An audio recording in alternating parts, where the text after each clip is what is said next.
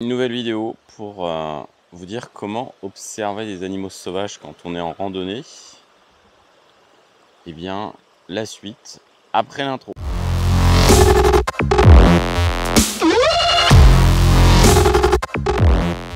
Voilà, alors nouvelle vidéo pour vous dire comment voir les animaux sauvages quand vous randonnez.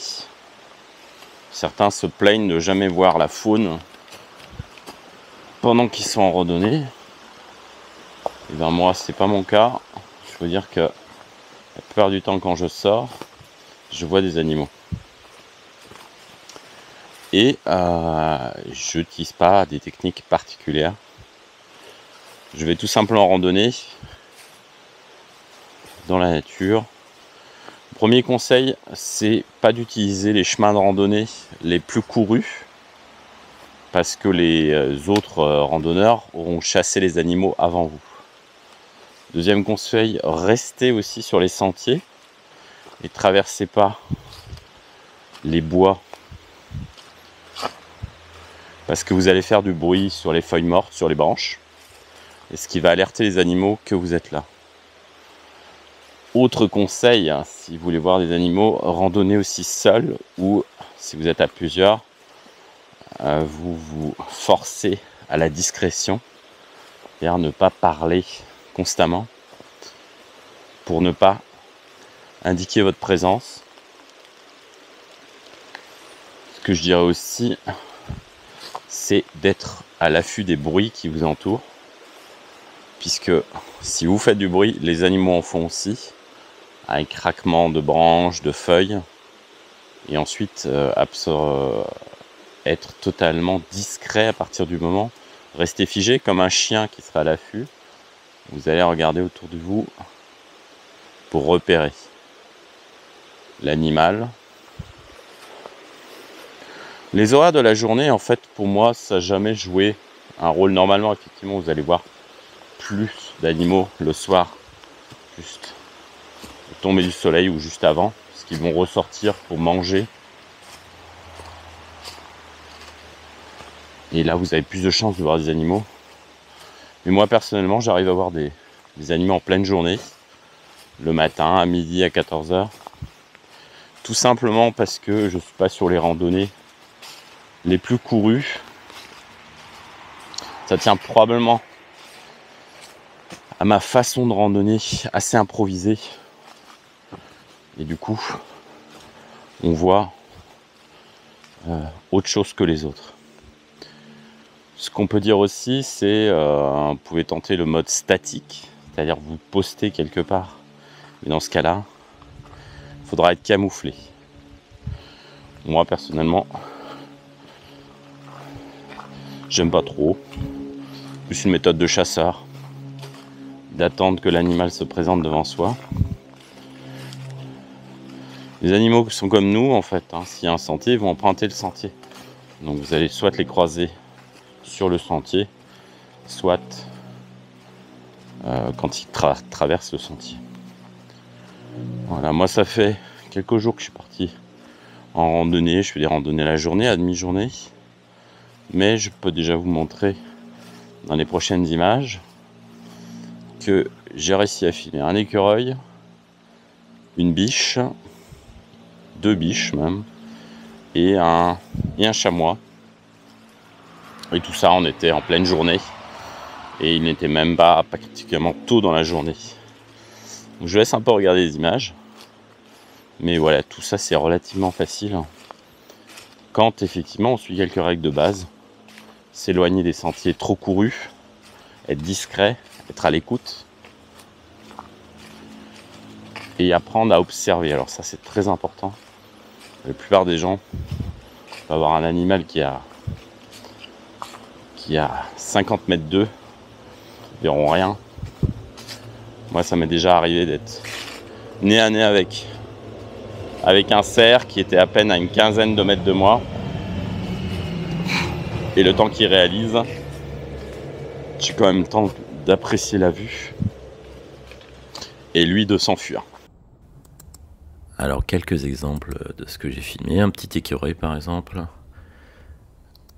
C'est des animaux très territoriaux, donc c'est assez facile de les faire réagir. Et lui, il va même me répondre parce que je l'ai un peu provoqué. Un chamois que vous voyez s'installer tout doucement sur le rocher. Donc il est en surplomb, il est très loin, c'est pour ça que l'image est très petite. Et ça a été filmé avec un smartphone avec un téléobjectif. Et enfin, 2 biches qui traversaient tranquillement devant moi.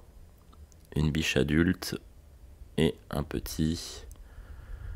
La biche adulte est plus expérimentée, elle réagira plus vite que le petit qui ne réalise pas encore. Et là, je suis découvert et ils vont s'enfuir. Voilà, autre remarque qui est évidente pour moi, mais faut quand même rappeler, ne stressez pas les animaux sauvages. Ils ne sont pas habitués à la présence de l'homme. Ne faites pas fuir ces animaux, ne leur créez pas plus de stress que nécessaire. Surtout à des époques de l'année où en hiver ou à l'automne, ils sont en train de faire leur réserve et vous allez les faire courir, s'épuiser, alors qu'ils sont déjà en recherche de calories pour l'hiver ou pendant l'hiver. Donc laissez l'espace, n'acculez pas ces animaux. Et voilà, la plupart des animaux ici en Europe, je dirais en tout cas en France, moi, il n'y a pas vraiment d'animaux dangereux dans la nature. Il y a certaines choses à éviter aussi. C'est-à-dire que je n'irais pas forcément m'approcher d'un cerf au moment du rut, où les cerfs sont chargés de testostérone et vont être très agressifs. Les sangliers, moi, c'est l'animal que je respecte le plus, que je vais éviter si jamais j'en croise, et ça m'est arrivé déjà plusieurs fois. Le plus dangereux, évidemment, c'est l'animal qui a sa progéniture avec lui, qui va la défendre. Et donc là aussi, soyez raisonnable. Ne cherchez pas la proximité, ni à vous approcher, et surtout pas de caresser ou de faire le contact. Voilà. Surtout, ça vaut par exemple pour le petit de la biche, le petit faon. Surtout pas le toucher ou s'en approcher, parce que les premiers jours de sa vie, il n'a pas d'odeur pour pas se faire repérer. Et si vous touchez ou caressez un faon dont la technique de protection est de se terrer dans le tapis végétal, et ben, vous risquez de provoquer sa mort, puisqu'il risque d'être rejeté par sa mère. Et ce qui pour lui voudrait dire évidemment une fin funeste, parce qu'un humain a osé toucher. Voilà, c'était des petits conseils généraux, parce que j'ai remarqué que beaucoup de gens qui randonnent avec moi sont étonnés de voir autant d'animaux. Ça ne leur arrive pas souvent, mais c'est tout simplement que ma façon de randonner qui est un peu différente. Et du coup, ça leur laisse l'occasion de voir des animaux qu'ils n'ont pas l'occasion de voir. Et on peut quasiment tout voir. Moi, la seule chose que j'ai pas encore vue, c'est effectivement le lynx, mais ça c'est très compliqué à voir. Le loup, il n'y en a pas beaucoup. Ça, à mon avis, ça va changer progressivement. Mais toutes les autres formes animales qu'il y a dans une forêt en Europe, et ici en forêt noire, j'ai quasiment déjà croisé. Même des tétras, des espèces de grosses poules sauvages, en voie de disparition d'ailleurs, mais que j'ai déjà pu croiser, alors que c'est effectivement extrêmement rare. Voilà. Alors là, je suis en train d'observer les truites.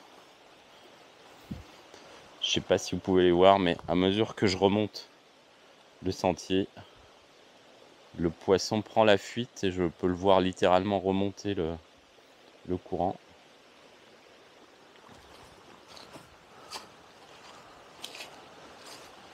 Fort sympathique comme endroit.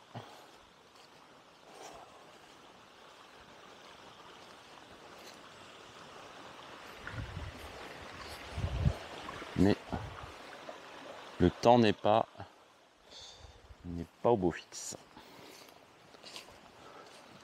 ça va pas m'empêcher de sortir. Autre conseil pour ceux qui voudraient filmer ou photographier, vous ne savez jamais quand les animaux se présenter à vous. Donc à ce moment-là, il faut être toujours prêt. Donc les petites vidéos que je vous ai montrées, c'était filmé au smartphone parce que c'est ce que j'avais sous la main. Mais autrement, souvent j'ai mon appareil photo qui est dans son holster, sans le capuchon, prêt à dégainer. Et aussi, il faut que tous vos équipements soient sur silencieux. Parce que sinon, vous allez faire trop de bruit. Alors maintenir ces équipements silencieux, c'est super important. Parce que le moindre petit bip, en fait, au moment où vous allez filmer ou photographier, va faire fuir l'animal. Et vous avez loupé votre cliché ou votre vidéo. Donc toujours faire attention aussi, si c'est dans votre attention ce jour-là, de mettre tout sur silencieux. Voilà. Une fois que vous avez repéré l'animal, évidemment, c'est mieux d'avoir des téléobjectifs ou un appareil photo avec, ou un smartphone avec un téléobjectif. Plus vous êtes loin, évidemment, plus vous allez pouvoir avoir de capacité de tourner à distance. Et ensuite, parfois il suffit de rester immobile et l'animal ne va pas réagir. Tant que vous ne présentez pas une menace pour lui, il n'a aucune raison de bouger. Et ça, c'est relativement facile à faire. Vous restez totalement immobile, vous bougez le moins possible et vous continuez à filmer ou à photographier. Moi, j'ai déjà réussi à faire ça plein de fois. L'animal lui-même s'arrête aussi souvent intrigué. Il se demande ce que vous êtes, si vous êtes une menace ou pas. Et parfois, ça m'est arrivé avec des chamois, où le chamois est à 100 mètres de moi et essaye de me provoquer par des petits sauts pour voir si ça me fait fuir ou réagir, pour savoir ce que je suis exactement. Et jusqu'au moment où il est lassé, puisque je ne réponds pas, et il s'en va. Les biches également, en général, vont réfléchir assez longtemps avant de bouger.